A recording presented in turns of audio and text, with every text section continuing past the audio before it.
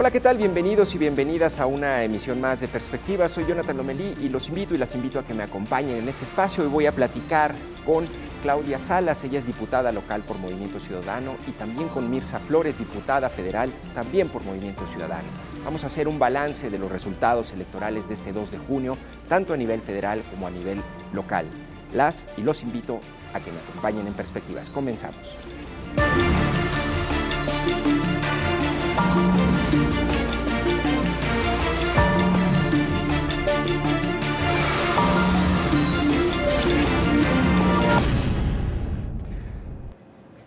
Gracias por estar en este espacio de Perspectivas y bienvenidas a Claudia Salas. Bienvenida. Gracias, Jonathan. Feliz de estar aquí contigo. También gracias, Mirza Flores, por estar en este espacio. Gracias, Jonathan. También muy contenta de estar contigo y con tu público. Bueno, pues si les parece, vamos a comenzar con la promesa que le hicimos a la audiencia de hablar del balance general de la elección. Es muy importante, les agradezco que estén en este espacio 12 mesistas, valientes que acuden, porque no es fácil que un mesista acuda de repente conmigo.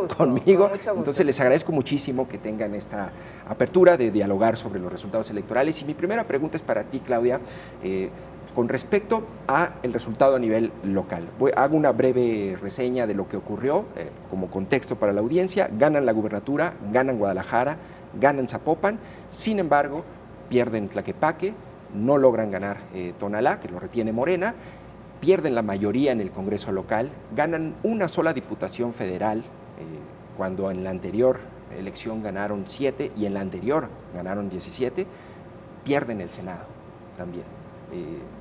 ¿Cuál es el mensaje que envían los jaliscienses desde las urnas al emesismo a partir de estos resultados, Claudia? Me encanta tu perspectiva, Jonathan, y vamos a poner en contexto pues justamente cada una de las dimensiones. Movimiento Ciudadano sigue siendo un partido en el que la gente confía. Prueba de ello es que en la elección de 2018, justamente Movimiento Ciudadano gana con 1.300.000 votos, poquitos más. En esta elección, Pablo Lemus gana con 1.600.000 votos, poquitos más también. Es decir, 300.000 votos de diferencia. Si vamos a un comparativo, incluso 2000, mucho antes de esto, con 2012, con Aristóteles, él gana la gubernatura con 1.100.000 votos. Es decir, los gobiernos de Ciudadano siguen siendo gobiernos eficientes, cercanos, donde la gente sigue poniendo y depositando su confianza para continuar. El Congreso. Bajo la perspectiva que ahorita comentas, muy importante decirlo, MC seguirá teniendo la mayoría, es decir, tenemos 11 diputados solo de MC, 10 de Morena, 5 del PAN, 3 del PRI y los demás 2, 3 y 1. Es decir, seguimos teniendo el mayor número de diputados también en el Congreso. El Congreso, tú lo sabes, es una caja de resonancia donde se tendrán que hacer innumerable cantidad de conversaciones y diálogos para poder lograr los acuerdos, no solo con esa composición, sino actualmente también cuando somos 16, todo el tiempo hay que estar en diálogo permanente y constante. Sí, es cierto, Morena fue una marca muy fuerte, una marca que arrasó en muchas circunstancias y situaciones donde las personas se vieron, también hay que decirlo, con el miedo de poder perder los programas sociales. Eso sí impregnó, eso sí fue también determinante, sí, por supuesto, sí fue clave. Y también, bueno, yo creo que la pedagogía política que utilizó Morena también fue muy buena, su estrategia sirvió todos los días colocada desde la silla más alta del poder, la presidencia de la República. Él fue el principal promotor de la campaña, él fue el coordinador, el gran coordinador de la campaña, el que le daba a cada tema la conversación del día. Todo el tiempo estábamos conversando lo que el presidente ponía sobre la mesa. Entonces, bajo esa perspectiva, decirte, sí fue una marca muy fuerte Morena, sin embargo, seguimos siendo una marca fuerte, respaldada por los ciudadanos. Algo también muy importante, gobernaremos 40 municipios que en población son 1.300.000 personas, es decir, es una gran población también la que se va a estar gobernando por Movimiento Ciudadano en los 40 municipios, de los cuales 16 municipios van a ser gobernados por mujeres y 24 por hombres. Es decir, también, que al rato hablaremos también de eso, Jonathan, tú llevarás la conversación sobre el tema de la paridad también, cómo funcionó, cómo el tiempo también nos dio la razón, porque finalmente hoy las mujeres están ocupando puestos claves dentro del gobierno y estamos gobernando prácticamente la mitad del Estado.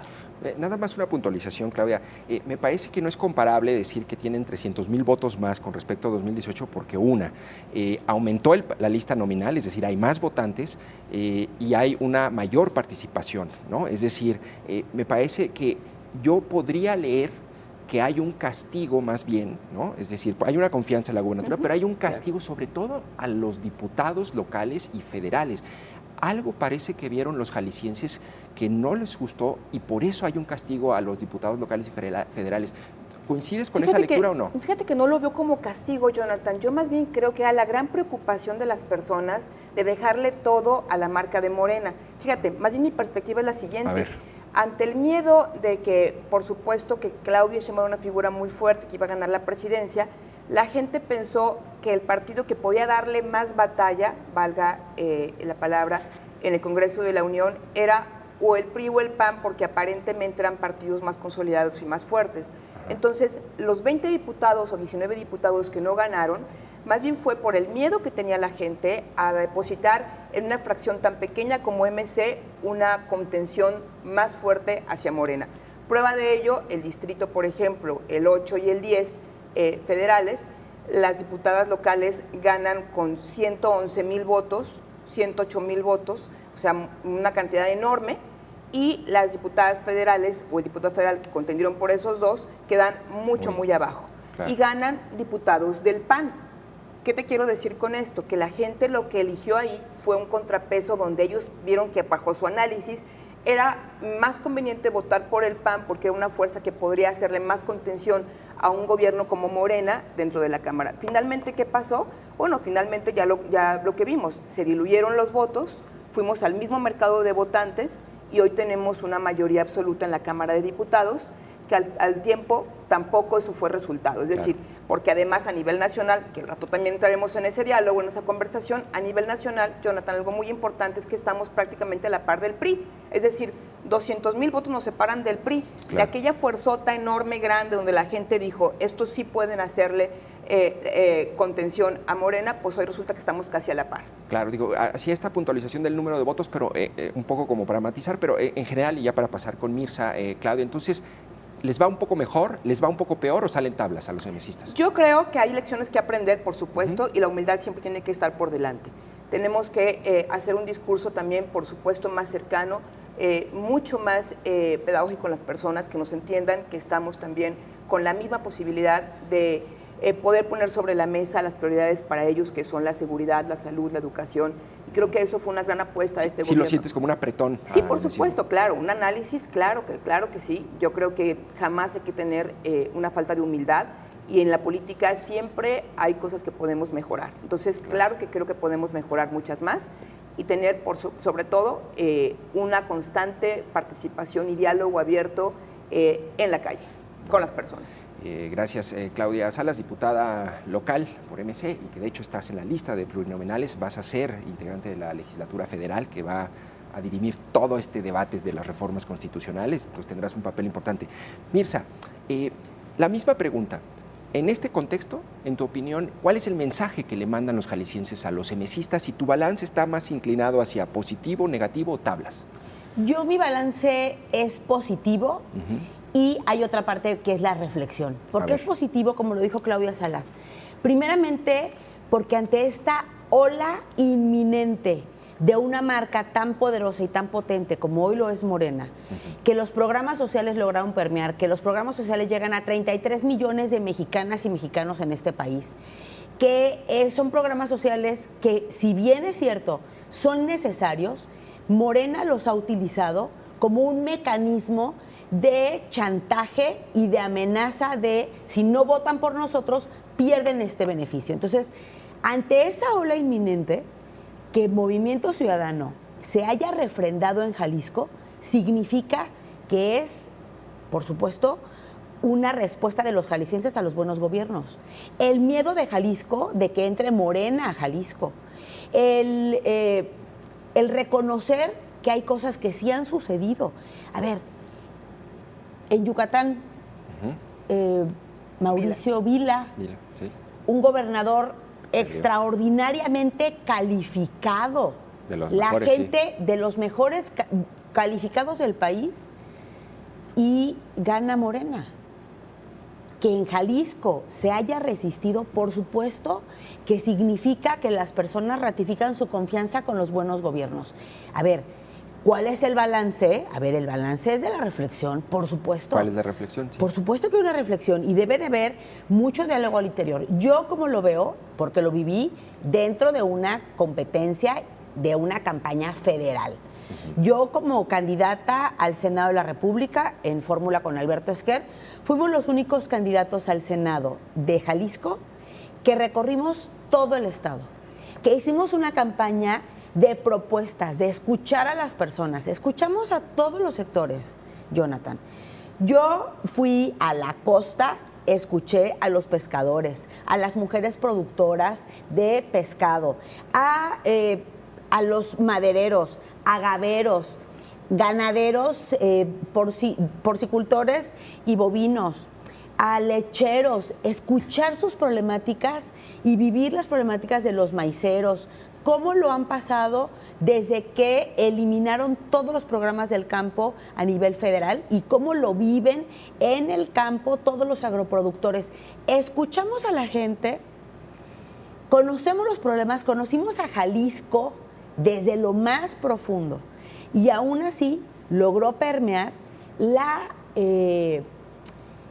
esta reflexión de miedo en los jaliscienses de que entrara Morena, y se diluye el voto y se divide el voto de Movimiento Ciudadano. Y claro, en esto, y yo siempre lo dije fuerte y claro, en esto hago responsable a Francisco Ramírez Acuña de haber hecho una campaña de mentiras y de miedo, diciendo que Movimiento Ciudadano éramos los esquiroles de Morena, y por eso la gente castiga el voto federal, no porque nos estén castigando a Movimiento Ciudadano o a los candidatos y candidatas de Movimiento Ciudadano, están castigando la posibilidad de que fuéramos esquiroles de Morena.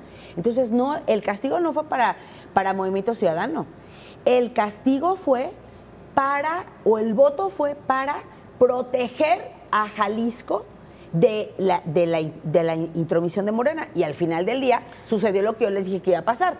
Eran mentiras lo que estaba diciendo Francisco Ramírez Acuña, era tramposo su mensaje, no hizo campaña, no recorrió Jalisco, no escuchó a los jaliscienses, pero sin embargo se dedicó a mentirles. ¿Qué sucedió? Que se diluye el voto de Movimiento Ciudadano y gana Morena. Y gana Morena en el Congreso local lugar, y en el Congreso federal. Así es. ¿Eso fue lo que pasó entonces en el Senado? Sí. Si por eso van al tercer lugar ustedes. Así es. Es muy interesante esto que planteas, Mirza. Yo tengo mis dudas sobre esto que planteas en torno a que el miedo a los programas sociales, ¿no?, a que los pierdan los programas sociales de los ciudadanos, los hizo votar por Morena. Eso yo casi lo traduzco, casi como una visión hasta clasista de decir es comprable el voto del mexicano por una pensión. ¿No te parece eso que tiene un sesgo un poco generalizador? No. ¿Realmente por eso votaron por Morena? No, yo creo que también hay un asunto, como lo dijo Claudia Salas, que refrendó su punto de vista. Tenemos a un presidente de la República que es el coordinador de la campaña de Morena desde hace 6 años. El señor no deja de hablar todos los días, a pesar de que eso va en contra de la ley. Todos los días sale, repite lo mismo, les habla a las mismas personas y todos los días sale y miente. Pone en la mesa temas que no son de relevancia nacional, pero sin embargo pone temas en donde divide. Claro. Yo lamento, a ver, que yo te diga que estén comprando el voto, no, yo no creo que estén comprando el voto, yo creo que están abusando de la necesidad. Yo creo que usan de forma mezquina los programas sociales, porque si en realidad fuera un tema de clasismo, pues yo creo que Morena ya hubiera superado esa división, porque quien pone la división de mexicanas y mexicanos hoy en este sexenio fue Morena. No fueron el resto de los partidos políticos. Morena es los buenos contra los malos, los ricos contra los pobres, los de Morena contra, que somos los buenos y el pueblo bueno, contra los malos, que son la mafia del poder. Es decir, yo creo que no es un asunto de clasismo, es un asunto mucho más profundo, que es cómo nos ha dividido a las mexicanas y mexicanos el presidente. Claro. Mirza, muchas gracias. En tu caso, Claudia, si quieren, vamos a hacer una lectura general de tu tocaya, Claudia Sheinbaum. Sí. Sheinbaum. A ver, ¿tú cómo lees el triunfo arrasador de Claudia Sheinbaum, Claudia? Es decir, ¿qué mensaje hay allí? ¿Qué explica este fenómeno que incluso yo todavía veo a la oposición todavía trastabillando, intentando comprender qué pasó y qué fue ese tsunami? Mira, lo primero, yo pondré sobre la mesa un tema de sentido de pertenencia de las personas. Es decir, Morena no tenía estructura en muchos lados. Ajá. Ejemplo, Jalisco. No tenía estructura, no podemos decir que no tenía una estructura, pero hay un sentido de pertenencia de las personas, un deber moral con esa marca de Morena. Y yo lo vi y lo sentí con personas que están totalmente fuera del círculo rojo y que platicaba con ellas el por qué iban a votar por Morena, aun cuando de alguna manera u otra, directa o indirectamente, también tienen un beneficio estatal. Y decían, tengo un sentido de pertenencia porque gracias a eso mi hija pudo sacar la facultad, porque gracias a la computadora que le dieron pudimos hacer la tesis. En fin, había diferentes cuestiones y apoyos que ellos tenían un deber moral con esa marca. ¿Qué logró hacer Morena? Eso, un compromiso moral de la gente, donde no había estructura, porque a lo mejor no estaban específicamente por cada seccional, tener un líder, claro, pero sí tenían ese sentido del deber. Entonces, eso impera mucho en la mente de las personas. ¿A quién le tienes agradecimiento? Y el agradecimiento en muchas cuestiones se los tenían a Morena. Esa es la parte que yo me quedo también en la reflexión personal de entender, porque hemos hecho muchas cosas dentro de gobierno, claro, tú lo sabes, aquí lo hemos platicado infinitamente, el tema de la salud, la cobertura, la movilidad. Quizá nos ha faltado más comunicación para entenderlo, que muchos de los derechos que hoy tienen las personas son gracias a los programas estatales también, en gran contribución. Entonces, creo que por eso es una de las razones que Claudia arrasó así. La segunda, sí, también creo que fue el miedo, ¿no?, de perder alguna u otra cuestión que ya se tiene dentro de la economía familiar, porque esa es la economía familiar también. Sí. Y la otra, bueno, pues también es fundamental, ¿no? Claudia es una mujer estratega, yo la conozco hace mucho tiempo, estuvimos conviviendo en el gobierno federal cuando yo estuve allá, trabajando, y es una mujer que sabe entablar diálogos profundos de conversaciones con gentes claves, con agentes claves. Yo estoy segura que ella estuvo también tejiendo, además de lo que ya comenté, que el presidente llevaba en gran proporción su campaña y su promoción. Ella misma tuvo una forma de tejer con sectores muy importantes, económicos y de gran alcance, y quizá no lo publicitaba tanto. También creo que esa fue una parte muy importante. Cuando menos creímos, gran parte del empresariado también estaba apoyándola, y creo que también eso hay que decirlo, ¿no? Decir que Morena tuvo voto también de las clases económicas más fuertes, eso es también un hecho. Es un hecho, sí. Eso es un hecho. Yo te puedo decir también que en colonias como a las que me tocó a mí estar, pues, de alguna manera al pendiente de ciertas casillas, ¿no?, colonias que están justo en el poniente desde la ciudad de Guadalajara, también Morena tuvo un voto importante. Morena no había entrado en mi elección. Claro. Yo vengo de competir en la elección de 2021 y no había entrado. Tuve casillas con 2 votos de Morena, hoy tuve casillas con el 20% de votos de Morena. ¿Y qué ven las clases medias altas en Morena, en Claudia? Es decir, ¿qué vieron? Digo, programas sociales, ¿no? Me queda claro. No. Que es una mujer preparada. ¿Sí? Justo lo comentábamos hace un momento, es decir, supo tejer fino aquellos temas y acuerdos y dar de alguna manera una certeza de que podría ser un gobierno distinto. Claro. Yo he platicado con varias personas y me dicen, es que yo tengo confianza de que sí va a ser un gobierno distinto. Y bueno, hoy amanecimos con la noticia de que ella quiere alargar el tiempo para la aprobación del Plan C. Pidió tiempo para que los mercados también se estabilicen, también creo que eso es súper importante decirlo. El diálogo de ayer con el presidente también fue un tema de estilos, ¿no? Cada quien podemos ver lo que queramos ver. Yo vi una mujer que está avisando que esa reforma no se aprueba en septiembre, que es hasta que ella entre y que entable diálogo con las diferentes fuerzas, porque lo dijo claramente. Es decir, una mujer que muy fácil entabla un diálogo, y eso en política lo es todo. el diálogo. Como futura diputada federal, ¿estás a favor o en contra del voto popular para elegir jueces, magistrados y ministros? Bueno, yo creo que tiene que tener un análisis muy importante eso. Si bien es cierto, hay una deuda enorme del Poder Judicial con la justicia, justo de ahí venimos, Mirza y yo, del movimiento feminista, donde el operador de justicia, la gran deuda que tiene con las mujeres es justamente esto, ¿no? Todos los temas relacionados con las mujeres. ¿Pero a favor o en contra o negociable? Yo creo que negociable. Negociable, claro. Mirza, ¿quieres añadir algo a lo que plantea Claudia con respecto a por qué arrasó Claudia Sheinbaum? Pero tengo otra pregunta también, ¿no te la hago? ¿Qué prefieres? Pues si quieres hacerme otra pregunta, porque Claudia lo contestó muy bien. Si no tienes algo que añadir al respecto. Bueno, a ver, el otro día yo discutía, Mirza, con Erika Loyo, que es una especialista en temas de género, ¿no? Y discutíamos un poco si esta lectura, digamos, en la política, ¿no? En la comentocracia, de decir que Claudia Sheinbaum no iba a desmarcarse de AMLO y que AMLO iba a seguir mandando, era una lectura sexista o patriarcal o una realidad, ¿no? Porque algo que yo noto es que no se dice, por ejemplo, que Pablo Lemos va a seguir dependiendo de Alfaro, ¿no? Más o menos se asume su independencia. En tu opinión, ¿el desmarque de Claudia Sheinbaum del presidente es una realidad, es decir, va a ocurrir o si hay un riesgo inminente de que siga mandando el presidente desde ahí su ranchito? Yo creo que no va. En tu experiencia. Yo, francamente, coincido quizá con lo que te dijo Erika, Ajá. porque generalmente se asume que las mujeres debemos obediencia, que vamos a seguir siendo sumisas toda la vida, que el lugar en el que estamos siempre es cuestionado. Es decir, estás porque detrás de ti está Perenganito de Abraham. Claro, es que tu padrino es Sutanito de Abraham. Eres hija de... Eres hija de... o no, te puso Perenganito. O ¿qué te llevaría a ocupar ese espacio? ¿Quién te puso? Detrás de ti, ¿quién está? Entonces yo ahí sí estoy completamente en contra de juzgar que el hecho de que llegue Claudia será una continuación. Yo más bien veo ahí completamente, veo a una Claudia Sheinbaum con una mentalidad propia, mucho más mesurada, no autoritaria, sino una mujer que se abre al diálogo. Y sin embargo veo a un Ignacio Mier que se asume seguramente él como el líder de la bancada en el Senado de la República, saliendo, sin consultarlo con Claudia, saliendo a decir que el plan se va y se aprueba en septiembre. Entonces, ¿en dónde está la obediencia, la sumisión o la continuidad?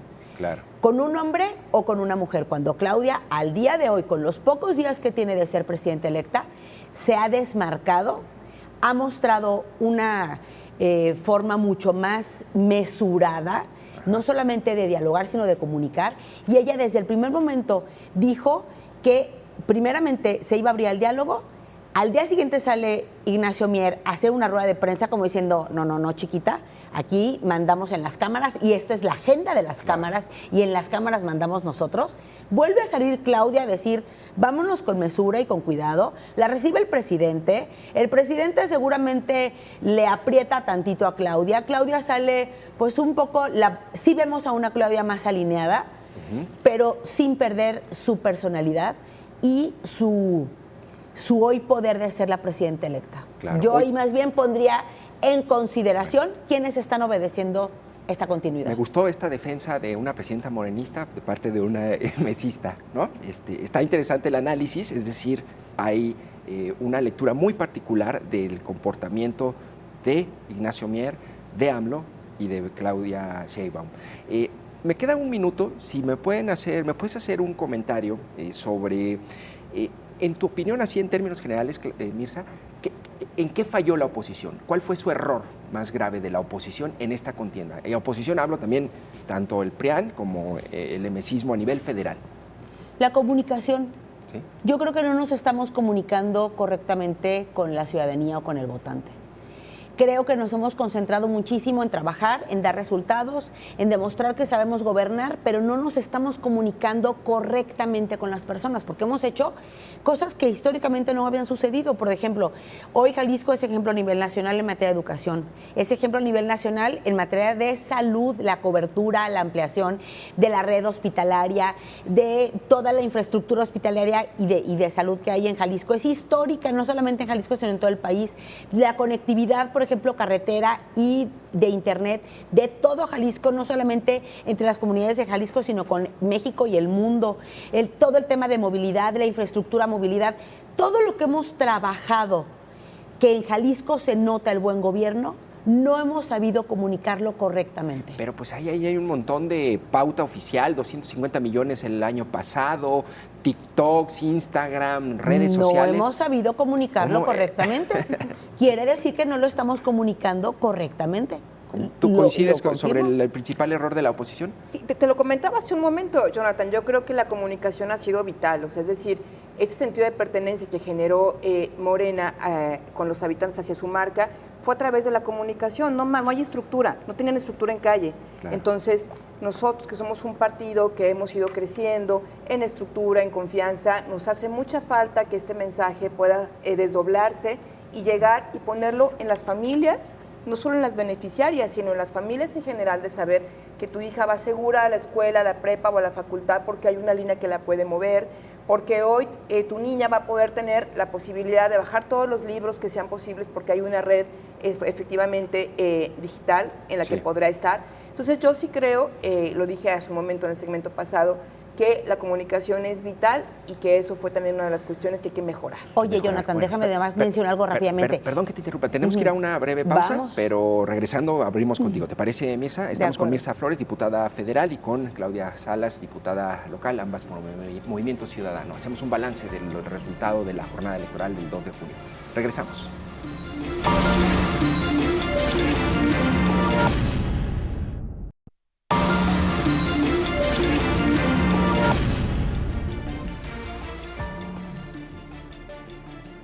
¿Qué tal? Estamos de regreso con Claudia Salas, diputada local, y Mirza Flores, diputada federal por Movimiento Ciudadano. Y nos quedamos en la última parte, en el último bloque, Mirza. ¿Querías añadir algo con respecto a cuál fue el principal error de la oposición a nivel en la contienda federal? A ver, el tema de la comunicación fue muy importante, que no logramos conectar los hechos, lo que estaba sucediendo en Jalisco de manera histórica y ejemplar a nivel nacional, y que la gente se lo apropiara, que la gente lo hiciera suyo y que supiera y sintiera que su gobierno le estaba respondiendo a sus necesidades. Por ejemplo, el retiro de todos los apoyos federales al campo, y que Jalisco, el gobierno de Jalisco, con el dinero de los jaliscienses, le entró de lleno a no permitir una caída catastrófica en materia de agroproducción, y hoy no solamente somos el gigante agroalimentario en el país, sino que producimos en Jalisco el 30% de los alimentos que se consumen en todo el país. Y eso es gracias a un respaldo que hubo desde el gobierno del estado de Jalisco para que Jalisco siguiera siendo este referente nacional de producción de alimentos, y alimentos que cumplen con todas las normas oficiales mexicanas, que le dan de comer no solamente a las familias mexicanas, sino al campo de Jalisco. Entonces, ¿cómo hacemos para democratizar que se apropien las personas de los resultados de sus gobiernos y que se vean reflejados en su calidad de vida de todos los días? Eso no supimos comunicarlo, y la gente lo sabe y lo siente, solamente que no sabe quién es el responsable de que su calidad de vida se haya incrementado. Bueno, a ver, pasando ya al terreno local, Claudia, ¿cuál es la circunstancia política, cómo la describirías, con la que llega Pablo Lemos a gobernar? ¿Y cuál fue la de Enrique Alfaro? ¿Cuál es la diferencia que ves entre un momento y otro? Bueno, en números, cuando llega este congreso en el cual actualmente soy diputada, bueno, pues son números muy favorables. 17 diputados ya somos el día de hoy. Eso, por supuesto, que abre diálogos, abre caminos, facilita, y eventualmente se pueden lograr mucho más fácil los acuerdos, por supuesto.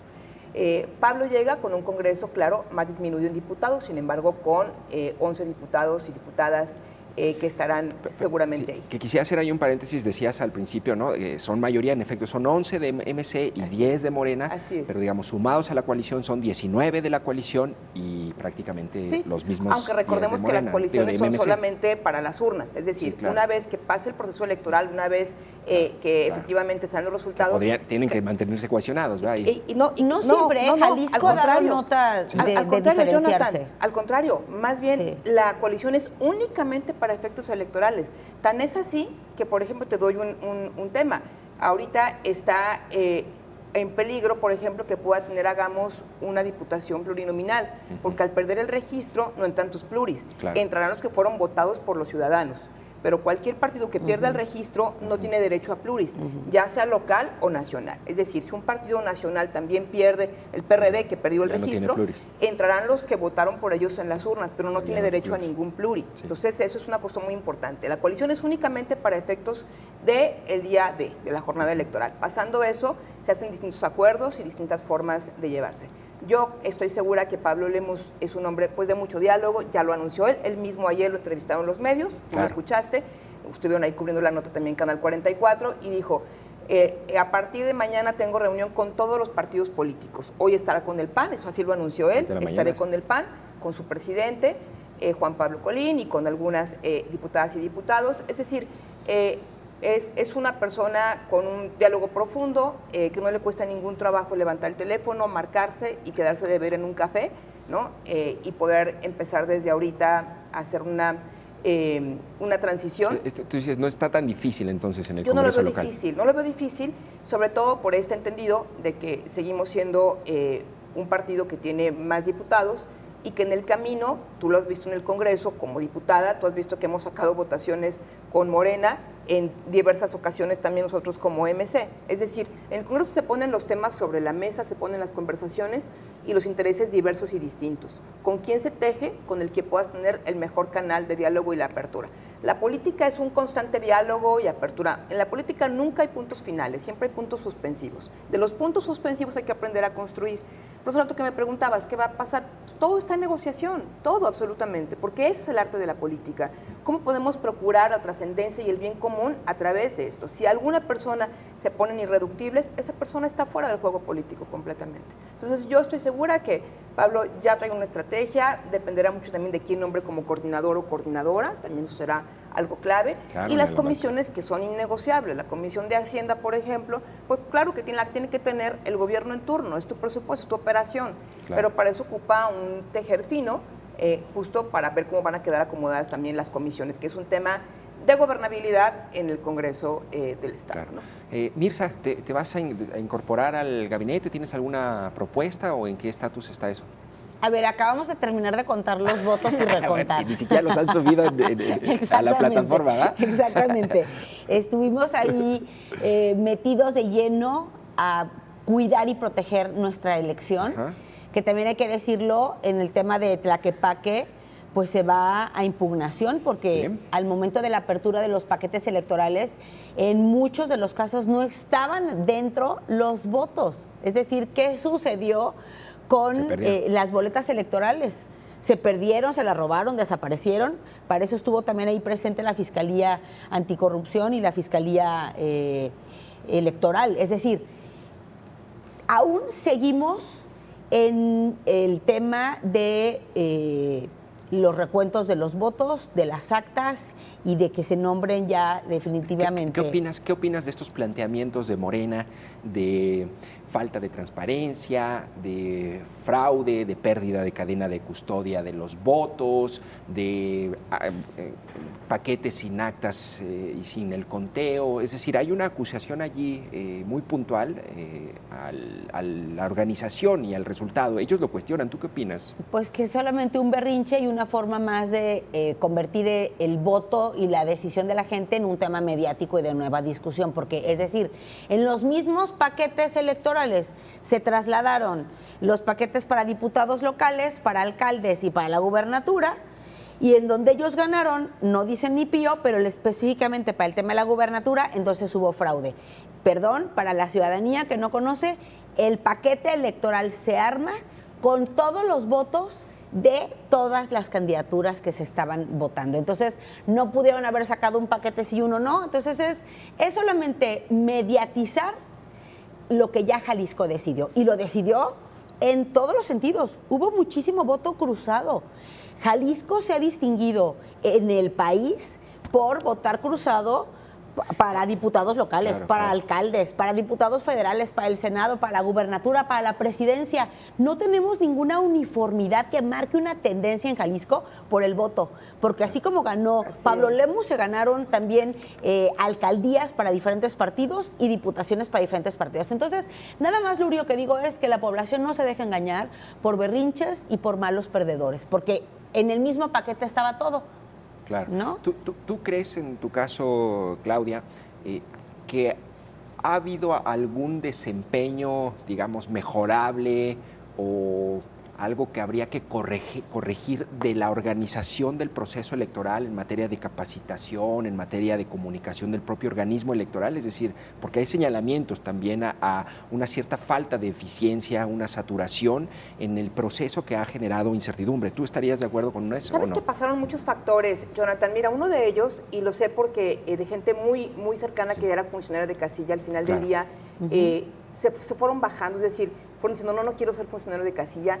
No nos había pasado en ninguna elección. Yo he pasado por muchos procesos electorales, tengo 30 años en la vida pública y he estado siempre inmersa en procesos electorales. En este particularmente me llamó mucho la atención que a muy pocos días de la elección, personas que iban a ser funcionarios de casilla no quisieron, y eso me llama poderosamente la atención. Si queremos pensar mal, no sé si habría del otro lado un estipendio, no sé por qué razón a tan pocos días se bajaron. ¿Y en tu experiencia no ocurría así? Eso lo sacó de balance muy fuerte también a un instituto electoral. Yo creo que con todo lo que tuvieron, lo hicieron lo mejor posible. ¿Habrá cosas que mejorar? Sí, quizás sí. Yo te puedo decir que en mis casillas la última votación el último conteo, fue a las 4 de la mañana prácticamente, fue en el Liceo del Valle, en Colinas de San Javier. Es una locura, es tardísimo. Te voy a decir por qué. Porque votó el 98% del padrón ahí. Eso te habla, claro. La gente yo hice 3 horas de fila. O sea, la gente hizo 3 horas de fila, 3 horas y media de fila. Estaban las casillas desbordadas. De verdad, a la hora que yo fui, dije, a lo mejor ya era tirándole al mediodía, con un sol fuertísimo en la cabeza y la gente formada al rayo del sol. Sí, no se iba la gente. Entonces, eso te da cuenta de que fue una copiosa cantidad de personas las que estuvieron ahí, no les importó, llegaban personas con la enfermera al lado, con el tanque de oxígeno, y ahí formados, personas de tercera edad, muchísimos. Entonces, fue una elección muy validada por la ciudadanía. Cosas que mejorar del OPLE, del Instituto Electoral de Participación Ciudadana, por supuesto que habrá cosas que mejorar, sin embargo también creo que queda como elección la responsabilidad ciudadana. Nunca un instituto va a suplir tu deber ciudadano, y el deber ciudadano es presentarte como funcionario de casilla en la mesa directiva donde te toca, y también acudir a las capacitaciones necesarias, y creo que también en esa parte nuestro deber cívico tiene que ir creciendo. No podemos volver a pensarnos en una elección que se basa justo en la confianza de que mi vecino va a cuidar los votos y que el vecino diga, sí, pero no quiero participar, no quiero pensar que porque alguien ofreció algún estipendio de otro lado, pero pudo haber pasado y que al 3 para la hora no se hayan presentado, y entonces el IPC tuvo que de alguna manera suplir eso, ya sea el día de la jornada electoral con personas de la fila, las 5 primeras, o previéndolo desde antes con otros nombramientos. Era una locura lo de los nombramientos, una locura. Entonces, quedan lecciones a aprender, tanto para la ciudadanía. Tú no puedes fallar si eres funcionario de casilla, es un deber ciudadano, y debería de ser así como la cartilla, ¿no? O sea, no lo cumples, pues tienes entonces acciones administrativas, porque es un deber ciudadano colaborar en la elección. Habrá que ver cuántos faltaron, ¿no? Habrá que ver cuántos faltaron, pero sí la elección fue muy alta. Yo te puedo decir que el que veíamos las casillas totalmente atiborradas de personas tenía que ver con la confianza también del mecanismo electoral. Sí. Yo sí creo que la gente tiene confianza en el Instituto Electoral. Yo no he escuchado de ninguna persona que desconfíe, salvo los rezos y las peroratas de Morena. De Morena. Bueno, a ver, ya hablamos, Mirza, un poco del resultado general, local, federal, Claudia Sheinbaum, Pablo Lemus, pero a ver, ¿tú eres amiga personal del gobernador Enrique Alfaro? Sí. Sí, ¿no? Es decir, tú empezaste con el gobernador Enrique Alfaro este movimiento, ¿no? ¿no? Orgullosamente. Muy bien. Sí. ¿Qué va a pasar con el alfarismo? Es decir, en nuestra cultura política, Mirza, hay siempre una especie como de tlatoani, no lo vamos a negar, que Alfaro durante todos estos 12 años ha decidido, si no todo, al menos la mayoría de los temas y de las decisiones políticas importantes han recaído en él, ¿no? ¿Qué va a pasar con el alfarismo? ¿A dónde se van a acercar? ¿A qué sombra se van a acercar? ¿O cómo se van a cohesionar sin una figura? ¿O, todo lo contrario, continuará esa figura presente? ¿Cuál es tu lectura de esto que viene? Mira, yo un poco difiero de lo que acabas de decir, porque si bien es cierto, Enrique Alfaro es una figura muy potente, muy omnipresente en la política de este Estado desde hace más de 12 años.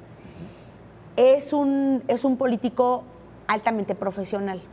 Y si bien es cierto, pareciera que todas las decisiones las toma él, todas las decisiones sí las toma basadas en lo que escucha.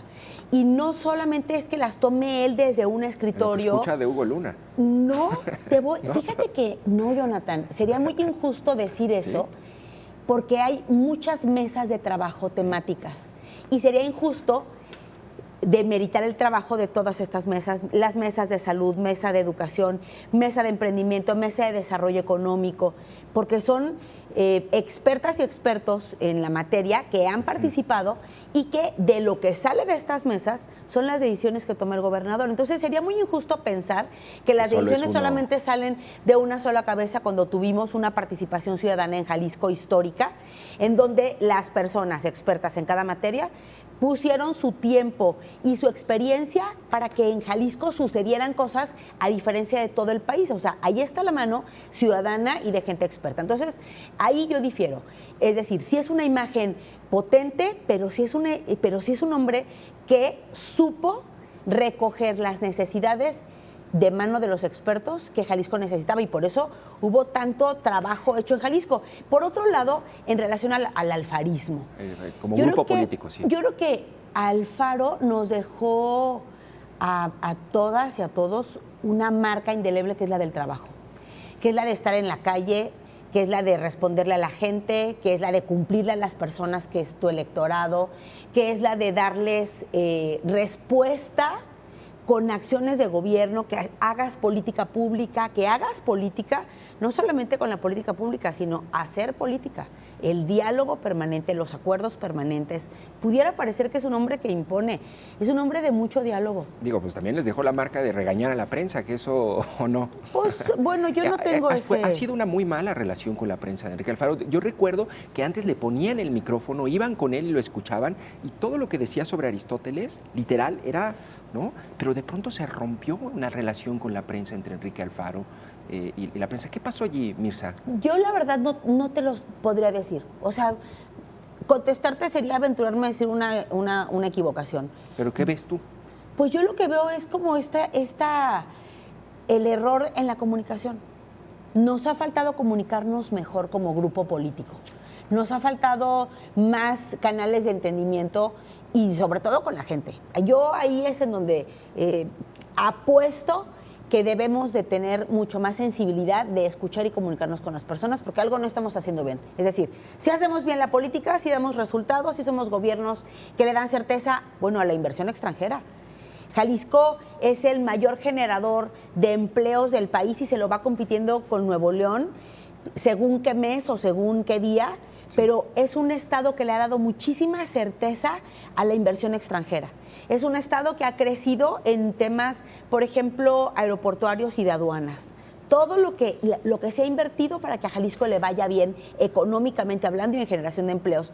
Y por eso yo creo que ese sello lo tenemos, el sello del alfarismo, de trabajar y de dar resultados, claro, de salir a pegarle a la calle, de salir debajo del rayo del sol, no importa las horas que tengamos que estar, hasta que escuchemos al último ciudadano y hasta que demos resultados, hacer gestión. Eso es un sello indeleble.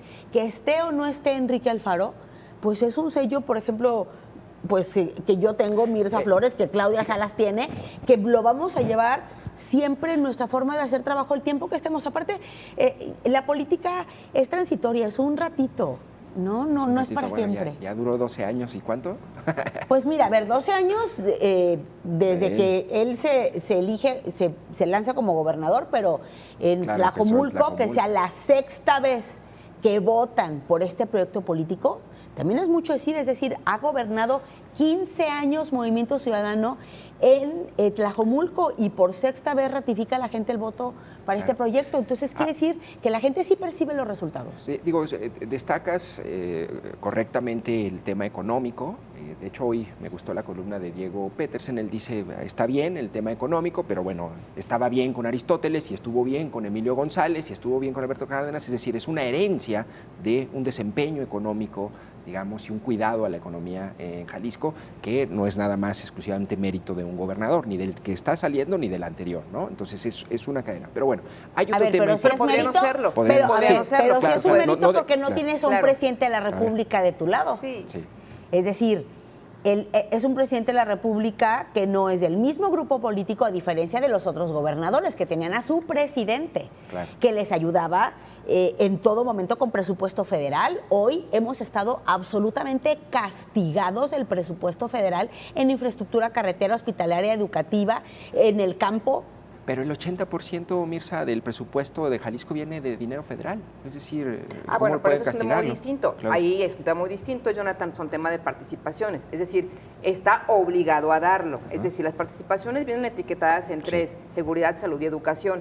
Eso viene etiquetado y aunque no le guste lo tiene que hacer. Y mira que nos da mucho menos de lo que nos toca. Y ahí sí, con todo el conocimiento te lo digo, por eso hicimos el nuevo convenio de coordinación fiscal, porque nos toca, somos de los dos últimos estados en los que llega el recurso en proporción a lo que enviamos nosotros. Entonces, que es un tema de los que también queremos retomar en el Congreso de la Unión, una convención nacional hacendaria, para que se vuelva a hacer un convenio distinto, donde se mida lo que estamos diciendo, la credibilidad como Estado, la economía, el trabajo. Somos el Estado con mayor trabajo formal que se está dando también a nivel nacional. Entonces, yo también creo que todo eso es ponerlo en la ponderación de los recursos que deben de llegar a Jalisco. Llega lo que obligadamente tiene que enviar, ¿no? Si no, entonces, pues entonces no se estaría cumpliendo con el principio El pacto federalista. federal. Ajá. De Y con el Pero sí convenio de hubo una coordinación reducción, fiscal. sí Sin hubo una embargo, reducción muy exacto, importante en del programas presupuesto como federal. los del campo. Es más, en programas, lo que tú ya nos conoces perfecto, en programas para mujeres, se desmanteló completamente. Yo vengo de Limujeres, de crear los 4 programas más importantes que a través de Peña Nieto se fortalecieron y que él en la mañana amaneció y dijo, se van esos que era con los que sobrevivían los mecanismos de la mujer en los estados y en los municipios. Fíjense, entonces, de entrada, eso ha sido un tema complejo, sumamente castigado, sí. y que aquí, en lugar de eso, crezcamos los centros de justicia. Tenemos 5 centros de justicia, pero además tenemos los hospitales de la mujer y además todo un tema también de avanzada en temas económicos para las mujeres y emprendurismo. Creo que eso también significan palabras que hay que ponerle el acento y hay que mencionarlas. Bueno, hay una pregunta que me gustaría hacerles a nombre de los ciudadanos y voy a tratar de formularla en estos términos. Y la quiero hacer a la clase política que está en el poder y que está gobernando, que va a ir a un Congreso federal, que muy probablemente vaya al gabinete estatal, ¿no? Y mi pregunta es esta, a ver, yo veo al gobernador, Claudia, empiezo contigo, que dice que estamos muy bien en tema de seguridad, que han bajado los delitos patrimoniales, que se están buscando los desaparecidos porque hay más fosas, que hay un resultado exitoso en materia de seguridad. Pero por otro lado, yo leo a la prensa, yo mismo hago análisis al respecto, yo veo a científicos de datos, a académicos, ¿no? Y nos dicen exactamente lo contrario, ¿no? Es decir, tenemos una severa crisis, hay menos homicidios, pero también hay más desaparecidos. 9 o 10 desaparecidos al día en este año nada más, Claudia. A mí me gustaría preguntarte, ¿no? ¿Tú ves una crisis de inseguridad? ¿O ves todo muy bien, como lo plantea el gobernador, que vamos muy bien y es un proyecto exitoso la gestión de la seguridad en Jalisco? Te lo contesto, no veo una crisis de inseguridad y veo planteamientos claves que son imponderables para mejorar los resultados que se están dando. Ejemplo, el tema de desaparecidos. Se fortaleció desde el presupuesto con prácticamente el triple de lo que se les estaba dando a las agencias de búsqueda y de investigación. También a la de acompañamiento, que es un tema importantísimo. Donde más pedían las familias era justamente el tema del acompañamiento, que es todo este calvario que viven las familias al tener un ser desaparecido. Nunca va a ser suficiente, no, Jonathan, porque ni tú ni yo quisiéramos estar jamás en una situación de un familiar desaparecido. Lo primero que hay que tener en este tema es empatía con esas personas que la están pasando, pues un delito de relación continua todos los días muy mal. Entonces te puedo decir que sí se incrementó el presupuesto en materia de desaparecidos, que sí se ha puesto especial énfasis también en las policías, que es un tema importantísimo. Hoy las policías del Estado y las policías municipales se ha hecho un gran esfuerzo en que ganen mucho mejor y tengan mejores prestaciones para que puedan atender el llamado de las y los ciudadanos. Sí, claro, la percepción de seguridad, yo sí creo que hay un tema donde ha bajado esa percepción de inseguridad porque no estamos, como en muchas ocasiones también se había estado, con los temas, por ejemplo, de secuestro. Sí. Tú sabes que era un tema fuertísimo y que eso ha ido disminuyendo también y que ha ido... Que disminuyó casi con Calderón, desde Calderón, un poquito después, ¿no? Entonces, exactamente. Entonces, yo sí creo que paulatinamente es complejo hablar de la inseguridad. Sí. Y es complejo hablarlo porque tiene que ver con muchas aristas. Y las aristas inician también mucho lo que estamos haciendo como sociedad también. Claro. En tu caso, Mirza, me gustaría saber qué ves tú. ¿Una crisis de inseguridad o vamos muy bien? No, decir que vamos muy bien sería que sois no el tener gobernador, los pies lo estoy citando. a ver, yo creo que la seguridad es el tema que más nos duele a Jalisco.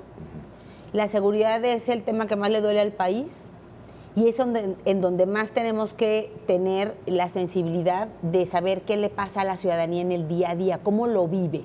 Pero si bien es cierto, hay que reconocer el trabajo que se ha hecho con las policías estatales, con la Fiscalía, que tiene mucho por mejorar la Fiscalía y en eso yo estoy de acuerdo con la población, pero sí se ha hecho unas reformas importantes. Es decir, no estamos en donde estábamos el sexenio pasado. Sí se han hecho trabajos y mejoras en materia de seguridad. ¿Hay más desaparecidos? Pero el tema de los desaparecidos, primero es el tema que más nos duele como ciudadanía, pero segundo es un tema de delito federal. Es un tema en donde Jalisco ha sido el único estado que no ha maquillado cifras. Es el único estado que ha mostrado las cifras como son y las ha mostrado en la responsabilidad de poderle decir al gobierno federal, estos son nuestros desaparecidos, por eso necesitamos este presupuesto para buscarlos y para erradicar esta práctica del Estado. Y hemos encontrado con puertas cerradas. Cuando se ponen las cifras reales en Jalisco, no quiere decir que es en el estado que haya más desaparecidos. Es porque es el estado que tiene mayor compromiso con la ciudadanía de resolverlo. Y necesitamos el recurso federal, primero, para detener este delito y segundo, para encontrarlos. Y el presidente de la República ha sido quien más le ha dado la espalda, primero, a estas causas. Y segundo, pues tan es así que se retiró incluso el presupuesto para la Comisión Nacional de Búsquedas. No hay presupuesto, no hay apoyo, no hay respaldo a la Comisión Nacional de Búsqueda. Entonces, no le puedes atribuir esto solamente a Jalisco. Mirza Flores, diputada federal, Claudia Salas, diputada local, ambas por Movimiento Ciudadano. Les agradezco mucho que me hayan acompañado. Espero que este sexenio sea un sexenio en donde exista mayor diálogo entre ustedes, la clase política de Movimiento Ciudadano, y nosotros, la prensa. Es muy importante, por favor, compartan con sus compañeros y compañeras que podamos dialogar. Ojalá este sea el inicio de un mejor diálogo entre ustedes y nosotros, la prensa, en beneficio de la ciudadanía. Gracias por estar aquí, Claudia. Gracias. ¿Puedo agregar algo? Jonathan. A mí me encantaría también dejar sobre la reflexión que hoy que tendremos a más mujeres también en el poder, esperamos gobiernos más humanos, más cercanos. Esta posibilidad de llegar fue gracias a la reforma precisamente que hicimos de paridad en el Congreso del Estado. Y sí lo quiero decir porque aquí lo discutimos, Jonathan, y en varios programas también, televisión y radio, de que era importantísimo defender esa reforma en materia de paridad y nos dio la razón el tiempo. Gracias. Te agradezco muchísimo también, Mirza, que hayas estado en este espacio. Al contrario, Jonathan, por nuestra parte tienes siempre las puertas abiertas. Y sobre todo que también le pedimos, como dice Claudia, que a las mujeres que hoy están en el poder, también los medios sean aliados de las mujeres. Muy bien, pues gracias por haber estado aquí. Gracias. Gracias también a ustedes por haberme acompañado en Perspectiva. Soy Jonathan Lomelí. Nos vemos en la próxima emisión.